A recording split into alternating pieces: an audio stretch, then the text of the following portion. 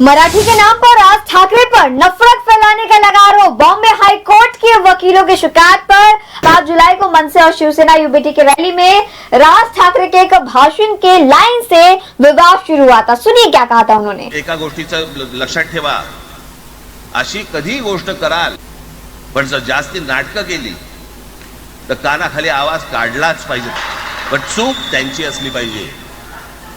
आणि एका गोष्टीचं लक्षात ठेवा, अशी कधी गोष्ट कराल त्याची व्हिडिओ काढू नका। आपल्यामध्येच त्यांना कळलं पाहिजे।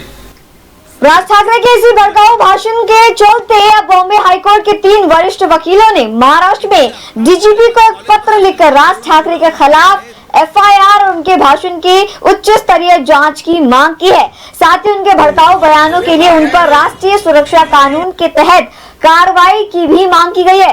वकीलों ने कहा कि मराठी महाराष्ट्र की क्षेत्रीय भाषा है और मराठी भाषा का सम्मान करना सभी भारतीय नागरिकों का कर्तव्य है, लेकिन पिछले कुछ दिनों से मनसे कार्यकर्ताओं द्वारा भाषा के आधार पर अन्य राज्यों के लोगों पर हमला, अपमान और हिंसा की घटनाएं सामने आई है, जो एक गंभीर और असंवैधानिक स्थिति को पैदा कर देती है। वकीलों ने आरोप लगाया कि मराठी भाषा के नाम पर ये हमले राजनीतिक नफरत को बढ़ावा दे रहे हैं। ये स्पष्ट है कि भाषाई आधार पर हिंसा फैलाकर राज्य में सांप्रदायिक और क्षेत्रीय विभाजन पैदा किया जा रहा है। शिकायत में यह भी कहा गया कि मनसे कार्यकर्ताओं ने कई घटनाओं में महिलाओं और बुजुर्गों के साथ दुर्व्यवहार किया, उन्हें धमकाया और मारपीट की। वकीलों ने दावा किया कि इस तरह से भाषण न केवल महाराष्ट्र में बल्कि पूरे देश में नफरत का माहौल पैदा कर रही है। इससे देश की सामाजिक एकता, शांति और सुरक्षा को खतरा हो सकता है। उन्होंने ये भी कहा कि अगर समय रहते इन बयानों और हिंसक घटनाओं पर कड़ी कार्रवाई नहीं की गई